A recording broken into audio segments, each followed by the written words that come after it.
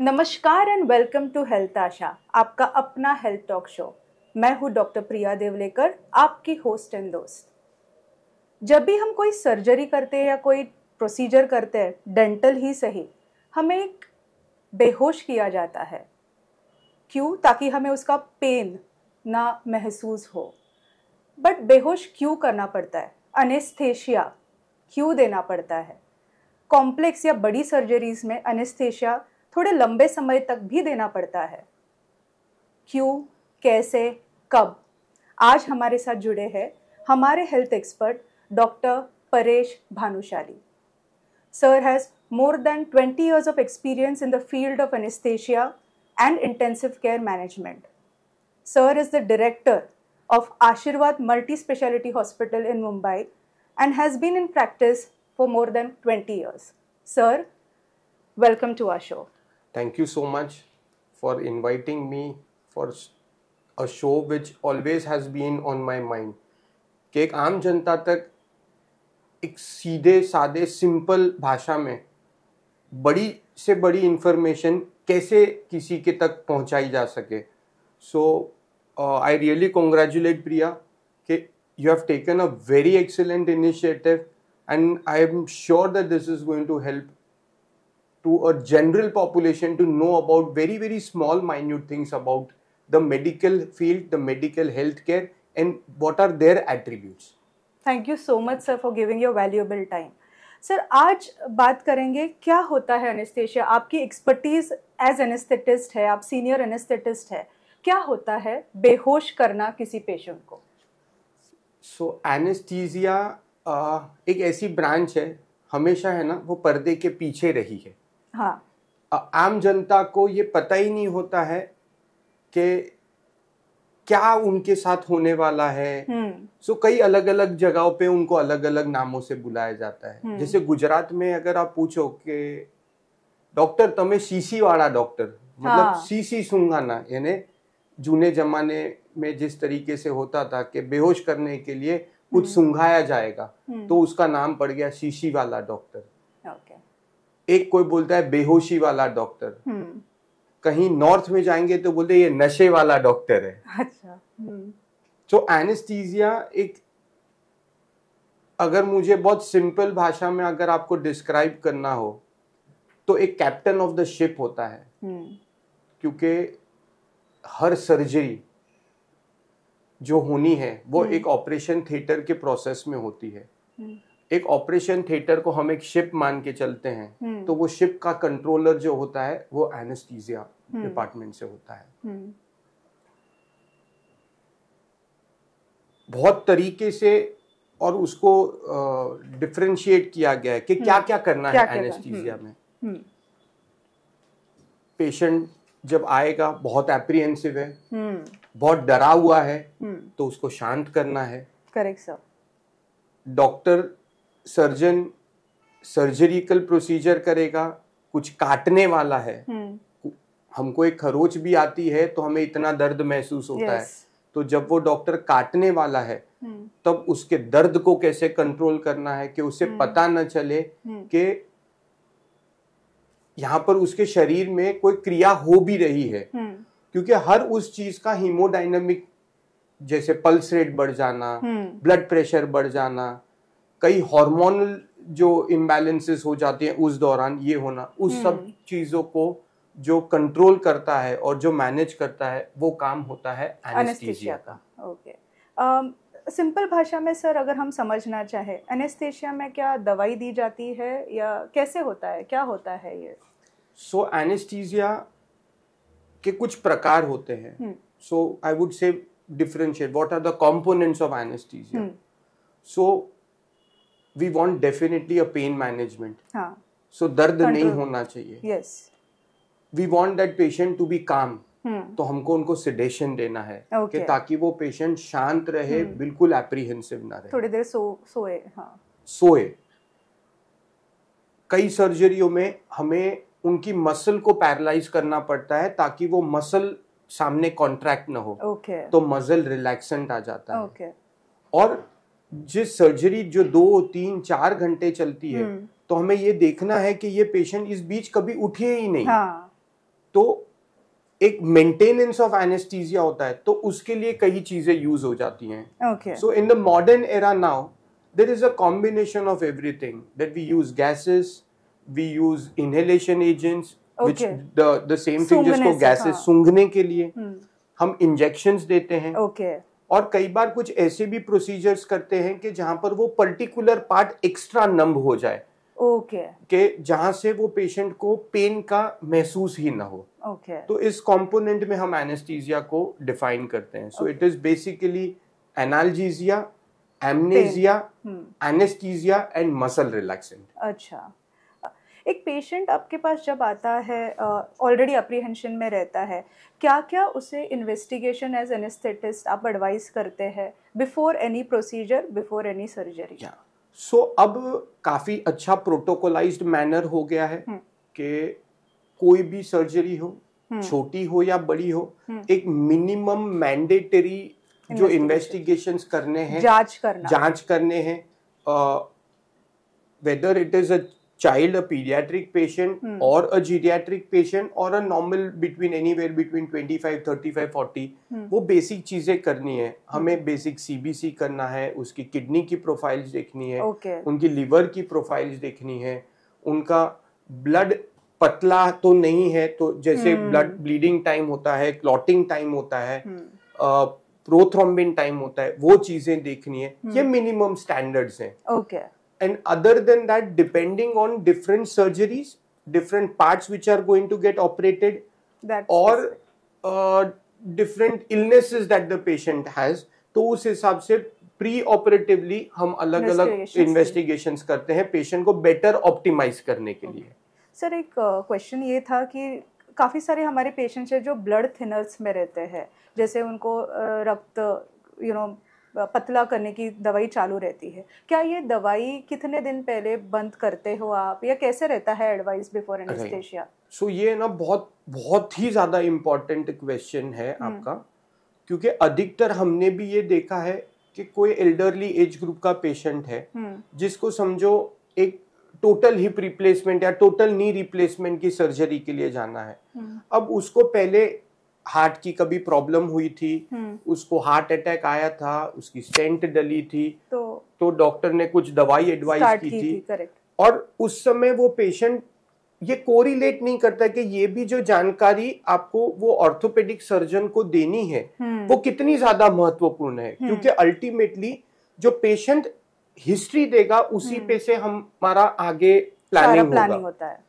सो कई जगह अलग अलग तरीके के एंटी प्लेटलेट्स और एंटी कोएगुलेंट्स हैं जो पेशेंट्स को दिए जाते हैं, जैसे इकोस्प्रिन है, क्लोपिडोग्रिल है, प्रासोग्रिल है। कई लोगों को जिनके वाल्व की तकलीफें हैं, जिनके वाल्व रिप्लेसमेंट हुए हैं, वो वॉरफेरिन जैसी दवाओं पे हैं, तो उन हर दवाओं को हम लोगों को जैसे इकोस्प्रिन है तो now the latest standards are कि हम इकोस्प्रिन 75 को कंटिन्यू रहने देते हैं। पर क्लोपिडोग्रिल और प्रासोग्रिल which is a more potent, हम उसको 3 से 5 दिन तक बंद रखते हैं। अच्छा, वॉरफेरिन हम बंद रखते हैं करीब 5 दिन तक, पर उसके बाद भी हम उनका PTINR चेक करते हैं कि during the surgery extra bleeding ऐसी नहीं होनी चाहिए जिससे पेशेंट की हीलिंग में और ड्यूरिंग द सर्जरी हमें कोई तकलीफ हो। कई दवाइयां हैं, जैसे कोई ब्लड प्रेशर की दवाइयां ले रहा है तो वो 100% कंटिन्यू रखनी है, कोई चीज बंद नहीं करनी है। डायबिटीज की दवाओं को हमको कंटिन्यू रखना है। थायराइड की दवा को हमको कंटिन्यू ही रखना है। किसी को पार्किंसंस है तो वो दवा तो हम लोग ऑपरेशन के दौरान भी अगर उसका डोज आता है तो हम वो दवा भी कंटिन्यू रखते हैं। पर मेन जो मोटा मोटी चीज हमने देखी है जो पेशेंट नहीं बता पाता है वो उनका एंटी प्लेटलेट्स और एंटी कोएगुलेंट्स के बारे में, जो सबसे ज्यादा जो बहुत ज्यादा अहमियत रखता है। 2D एको मतलब हार्ट में जैसे ब्लड सप्लाई होता है उसका भी जांच करना ज़रूरी होता है क्या? हर एक पेशेंट में ये जांच करना ज़रूरी होता है? नहीं, 2D एको बहुत ही ज़्यादा स्पेशलाइज्ड टेस्ट है। डेफिनेटली हर छोटी छोटी सर्जरीज में उसकी ज़रूरत नहीं पड़ती है। बेसिक हम ECG करते हैं हर वो व्यक्ति का। आज के एरा में जब हम देख रहे हैं कि बहुत सारे यंगस्टर्स को भी हार्ट अटैक आ जाता है, So now we have started investigating an ECG for probably even a 25 to 30-year-old, क्योंकि उसमें कोई हानि नहीं होने वाली है ना। अगर कोई हिस्ट्री है और ECG भी अच्छा है तो इको की जरूरत नहीं पड़ती है। पर anybody who is above the age of 40 or 45 और with a बैकग्राउंड हिस्ट्री कि उनको ब्लड प्रेशर की बीमारी ऑलरेडी है, या उनको इन पास्ट कभी कोई ऐसी तकलीफ हुई थी, या तो उनकी सर्जरी इस तरीके से है कि जैसे अगर समझो किसी की लंग्स की सर्जरी है, किसी की हार्ट की सर्जरी है, तो हमें वो इन्वेस्टिगेशन करना बहुत जरूरी है। क्योंकि अगर भगवान न करे पर कई बार किसी पेशेंट को डायलेटेड कार्डियोमायोपैथी है जो उसे पता ही नहीं है, हार्ट की और उसको अभी तक कभी, या वाल्वुलर अबनॉर्मलिटी है, पर चूंकि वो पेशेंट को कभी कोई प्रॉब्लम्स ही नहीं हुए तो वो हिस्ट्री भी नहीं दे रहा है। तो ऐसे कई बार एक इंसिडेंटल फाइंडिंग हो जाते हैं जो हमें हमारा एनेस्थीसिया या सर्जरी का प्लान किस तरीके से करना है उसमें हमारे हेल्पफुल होता है। आप जब प्लान करते हैं सर, जैसे पेशेंट्स, जैसे हम जानते हैं कि हर एक ट्रीटमेंट हो या हर एक मेडिसिन हो, वैसे ही एनेस्थीसिया भी पर्सनलाइज्ड या फिर सर्जरी बेस्ड प्लान किया जाता है। क्या क्या टाइप्स के प्लानिंग होते हैं जब आप प्लान करते हैं एनेस्थीसिया पेशेंट को देने अगर हो तो? यहाँ पर एक टीम वर्क आ जाती है। ऑब्वियसली हम सर्जन से भी चर्चा करते हैं कि वो ऑपरेशन जो प्लान कर रहे हैं वो कहाँ इंसिजन लेने वाले हैं, उनको कितना समय लगने वाला है, वो जैसे आज लैप्रोस्कोपीज होती हैं तो क्या वो लैप्रोस्कोपिकली करने वाले हैं, तो उस तरीके से, और पेशेंट को भी काउंसिल करना है, पेशेंट एप्रीहेंसिव है नहीं है, तो उस तरीके से हम डिसीजन लेते हैं कि हम उसको किस प्रकार का एनेस्थीसिया देंगे। उसकी फिजिकल फिटनेस को भी कंसर्न में रख के, जैसे अगर किसी पेशेंट को दमे की बीमारी है और उसको सर्जरी हमको पैर पे करनी है तो उसको पूरा एनेस्थीसिया देने की जरूरत ही नहीं है। जैसे जनरल एनेस्थीसिया की तब जरूरत नहीं है क्योंकि हम उसका कॉम्प्लिकेशंस को अवॉइड कर सकते हैं। हाँ। तो अगर हम एक बेसिक स्पाइनल एनेस्थीसिया देते हैं, जैसे कमर में एक सुई लगाते हैं और कमर के नीचे का हिस्सा बेहोश कर सकते हैं। हाँ। तो और कई ऐसे भी अभी प्रोसीजर्स हम करते हैं कि जहां पर अगर हमको समझो एंकल पे और सर्जरी करनी है तो हम सिर्फ उतना एंकल का पार्ट भी एनेस्थेटाइज्ड कर सकते हैं बाय यूजिंग नर्व ब्लॉक्स। तो इस तरीके से हम सर्जन से भी डिस्कशन करते हैं, पेशेंट से समझते हैं कि उसकी मनोवैज्ञानिक परिस्थिति क्या है, उसकी और कोई बीमारी है कि जिसको हमको अवॉइड करना है, जिस कॉम्प्लिकेशन को अवॉइड करना है, तो उस तरीके से हम एनेस्थीसिया प्लान। जैसे हर एक पेशेंट का जो ट्रीटमेंट प्रोटोकॉल्स होते हैं या जैसे मेडिसिन दिए जाते हैं वो इंडिविजुअलाइज्ड होते हैं, पेशेंट के स्पेसिफिक होते हैं, उनके जो बीमारी है उसके स्पेसिफिक होते हैं। एनेस्थीसिया भी क्या इंडिविजुअलाइज्ड होता है, मीनिंग क्या स्पेशलिटी स्पेसिफिक होता है? जैसे अगर ऑर्थोपेडिक मतलब जॉइंट पेन या जॉइंट की सर्जरीज करनी है तो जनरल देना है, लंग्स की सर्जरी देना है तो जनरल देना है, स्पाइनल कब देना है, तो ये क्या स्पेशलिटी स्पेसिफिक होता है? नहीं, स्पेशलिटी स्पेसिफिक नहीं है, ये सर्जिकली स्पेसिफिक है। Which part of the organ you are going to operate. जैसे if you are going to operate the torso, that is the lower part of the body which is will be the legs और anything which is below the diaphragm, you can go for a regional anesthesia। अच्छा। पर अगर कोई surgery आप ऐसी कर रहे हो जैसे लैप्रोस्कोपी कर रहे हो, it is going to involve the abdomen जिसमें हम गैस भरते हैं, तो उसमें जनरल एनेस्थीसिया देनी पड़ती है। कई छोटी सर्जरी रहती हैं जो समझो एक हाथ के किसी हिस्से में करनी है, वो बहुत छोटी है तो उसको लोकल एनेस्थीसिया में भी किया जा सकता है। So it is not speciality dependent, it is the area of the body which is going to be involved। Sir आपने इतने एनेस्थीसिया के बारे में जैसे हमें कहा, क्या होता है general anaesthesia, regional, spinal anaesthesia और local anaesthesia? So basically spinal anaesthesia जहां पर हम रीढ़ की जो हड्डी होती है उसके बीच में दो वर्टिब्रास के बीच में स्पेस होती है। हम उसको आइडेंटिफाई करते हैं बाय आवर एनाटॉमिकल लैंडमार्क्स। और उसके बीच में से हम एक नीडल इंसर्ट करते हैं जो हमारे स्पाइनल कॉर्ड के वहां तक जाती है। अच्छा सर। और वहां से हम एक इंजेक्शन देते हैं विच इज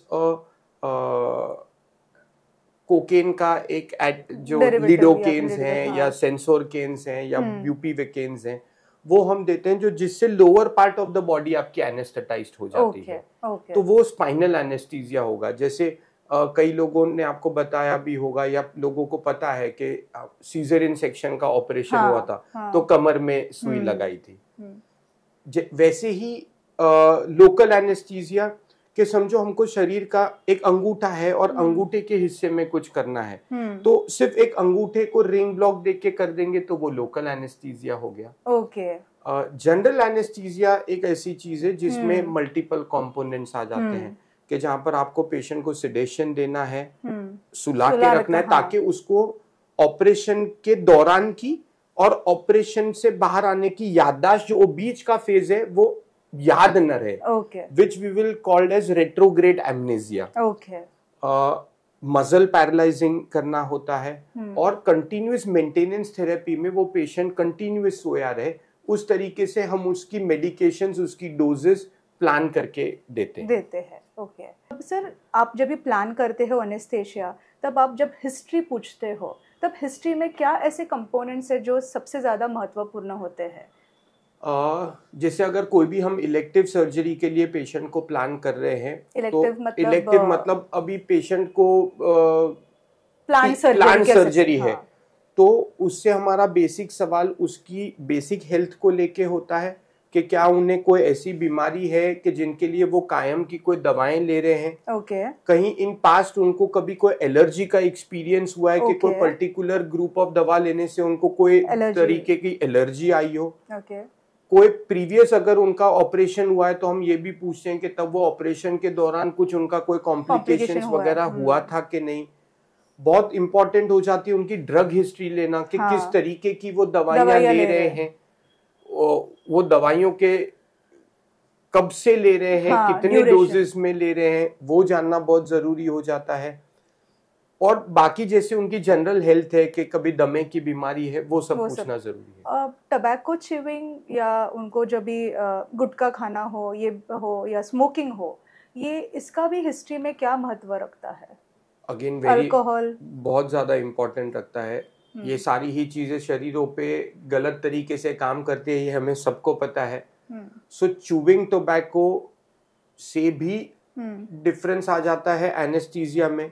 इन लोगों की रिक्वायरमेंट्स कई बार बढ़ जाती है। जैसे tobacco will definitely increase the heart rate. कोई स्मोकिंग करता है तो उनको बहुत सेंसिटिव एयरवे डिजीज हो जाती है। तो इस समय उनको कोई प्रॉब्लम नहीं है, पर एनेस्थीसिया के वक्त उनको ये प्रॉब्लम खड़ी हो सकती है। अभी कोई क्रॉनिक अल्कोहलिक है तो उनके विड्रॉल में जाने के चांसेस होती हैं, तो उनकी भी दवाइयां किस तरीके से प्री और पोस्ट मैनेज करनी है, इसके लिए ये जानकारी मिलना बहुत जरूरी है। हमने देखा है सर, हम पेशेंट्स को बिफोर सर्जरी या बिफोर एनेस्थेशिया आप भी जब भी प्लान करते हो तब कहते हो कि ये नहीं खाना है, कुछ खाना नहीं है, NBM, नील बाय माउथ। क्या होता है नील बाय माउथ और क्यों करना पड़ता है? सो नील बाय माउथ बहुत इम्पोर्टेंट फैक्टर हो जाता है हम एनेस्थीसियोलॉजिस्ट के लिए सबसे प्राइमरीली, क्योंकि और अगर समझो कोई पेशेंट हमने कभी भी कुछ खाया है या पिया है तो उसका एक समय रहता है कि गैस्ट्रिक एम्प्टिंग टाइम बोलते हैं, कि वो खाना या पीना हमारे स्टमक से नीचे उतर जाए। क्योंकि जब हम कोई भी एनेस्थीसिया का प्रोसीजर करते हैं या तो कई सारी हमारी जो दवाइयां हम ओपियोइड्स यूज करते हैं, हम रिलैक्सेंट्स यूज करते हैं, इनसे वॉमिटिंग भी इंड्यूस होती है। और वॉमिटिंग इंड्यूस होने से अगर वो पेट में बहुत सारा पड़ा है और वो वॉमिट कर गया तो उस समय एनेस्थीसिया के अंदर उसका एस्पिरेशन हो जाना, वही चीज फेफड़े में चले जाना, ये सबसे बड़ा एक नाइटमेयर है एक एनेस्थीसियोलॉजिस्ट के लिए। सो एक पैरामीटर सेट होते हैं कि हमको ये पेशेंट को इतने घंटे तक नील बाय माउथ रखना है। So basically we want a nil by mouth period of anywhere between 6 to 8 hours time. 6 से 8 घंटे तक का। Okay sir, I am remembering one question which is sent by one of our patient. उनका cataract का operation हुआ था और उसके बाद उन्हें हेडेक स्टार्ट हुआ आफ्टर एनेस्थेशिया। तो उन्होंने हमें आपसे पूछना है कि क्या ऐसा कोई सिम्टम होता है जो आफ्टर एनेस्थेशिया होता है? सो कैटरेक्ट सर्जरीज अब majority of the cataract surgeries are done under regional blocks only, retrobulbar blocks, और अब तो और भी एडवांस होकर के सिर्फ कुछ ड्रॉप्स डाल के हाँ। ये कर देते हैं। और अब तो वो उसमें भी बहुत सारी सर्जिकल एडवांसमेंट हो गई, पर उससे हेडेक रिलेट नहीं होता। किसी भी एनेस्थीसिया से क्या हेडेक रिलेट होता है? यस, अगर स्पाइनल एनेस्थीसिया या रीजनल एनेस्थीसिया दिया है तो कई बार पेशेंट को हेडेक होता है, जिसको हम पोस्ट ड्यूरल पंचर हेडेक भी बोलते हैं।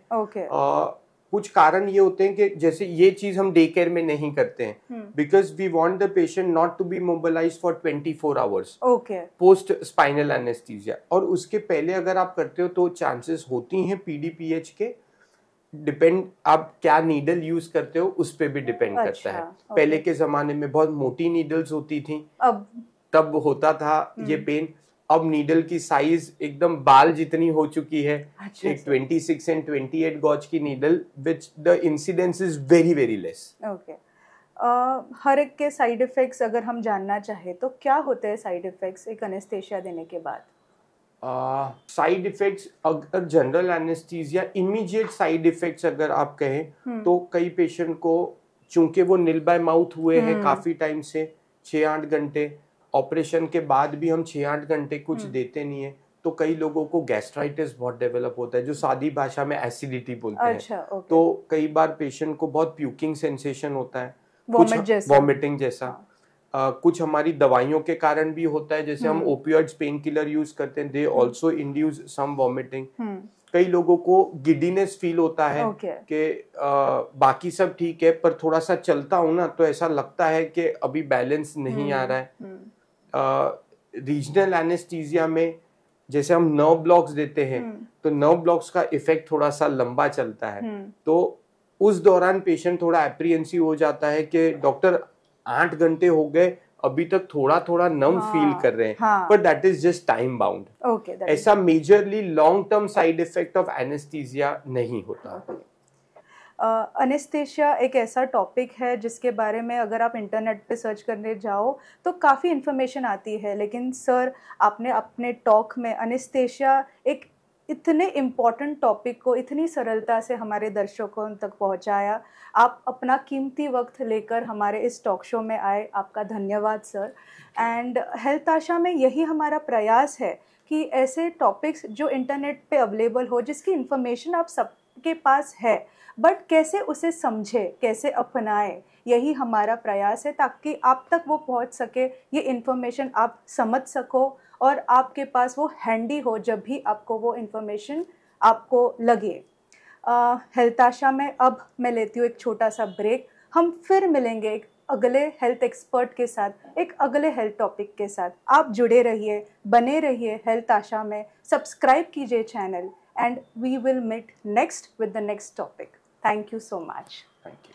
For following our videos and hearing more of such information, do follow Dr. Priya Devlekar's Health Asha. And also to subscribe my channel. If you require any specific health topic to be covered in my talk show, do let me know. Thank you.